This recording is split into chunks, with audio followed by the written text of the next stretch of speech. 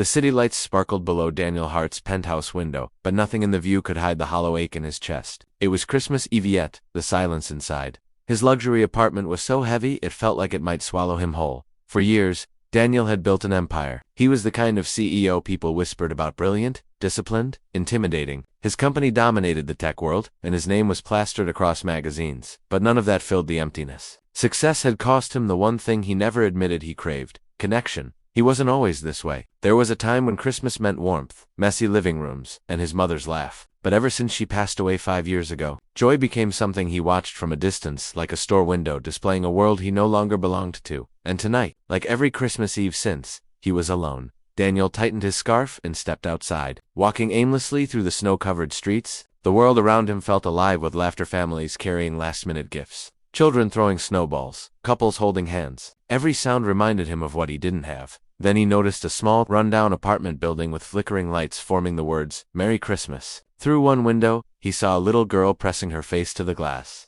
watching the snow with wide, sparkling eyes. Daniel didn't know why he stopped. Perhaps it was the innocence in her expression, something that pulled at a long-buried memory. As he turned to continue walking, a loud crack echoed through the street. The girl gasped. Her tiny Christmas ornament slipped from her hands, shattering on the sidewalk below. Without thinking, Daniel bent down and picked up the pieces. He looked up at the window again, and saw her staring directly at him. A moment later, the front door burst open. A little girl no more than 7 ran toward him wearing an oversized red sweater and mismatched snow boots. I'm so sorry," she said shyly. "That was Mommy's favorite ornament. It broke last year, and I tried to fix it, but I dropped it again." Her voice trembled, and Daniel felt something shift inside him. A gentle ache, a familiarity. "What's your name?" he asked softly. "Lily," she said. "What's yours?" "Daniel." She squinted at him. "You look sad." The words hit him harder than he expected. No one ever saw past the tailored suits and intimidating aura, but this child did. Before he could answer, a woman rushed out of the building. Her eyes widened when she saw him. "Oh my gosh, you can't just run outside like that." Daniel stood to speak, but the woman paused, recognition flashing across her face.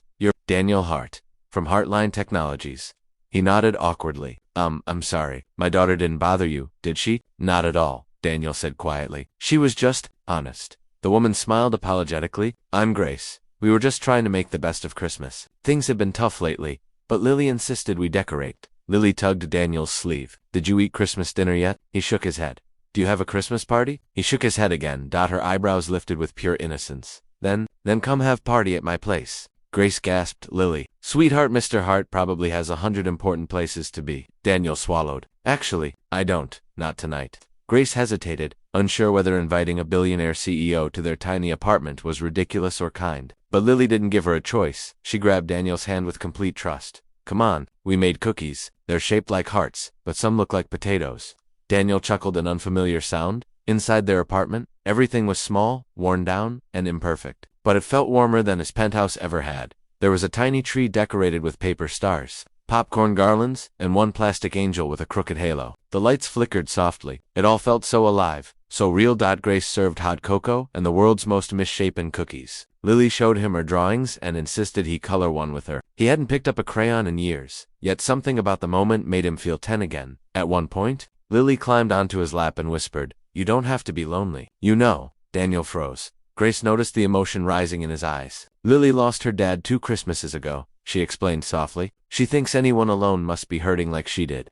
Lily nodded and hugged Daniel's arm. "Christmas is better when no one is sad." Her warmth cracked something inside him. Affine, he thought, had turned to stone long ago. He looked around at their little apartment, their meager decorations, their imperfect cookies, and he felt something he hadn't felt in years. Calm. Before leaving, Lily handed him a small gift wrapped in newspaper. "Open it when you get lonely," she whispered. Daniel returned to his cold penthouse later that night, but this time the silence felt different. He set the tiny gift on his table and opened it gently. Inside was a drawing, a picture of him, Lily, and Grace sitting around a Christmas tree, 3 smiling, stick figures holding hands. Under it, Lily wrote, "No one should be alone at Christmas. Come back tomorrow." Daniel's eyes grew wet. For the first time in years, he cried, not out of sorrow, but out of something he had nearly forgotten: hope. The next morning, Christmas Day, Daniel arrived at Grace and Lily's door, holding a brand new ornament to replace the broken one. But more importantly, he arrived with his heart open. Over time, their lives intertwined in ways none of them expected. What began as one lonely night transformed into a new beginning, one filled with laughter, healing, and the family Daniel never thought he'd have again. And every Christmas after that, Daniel never spent it alone.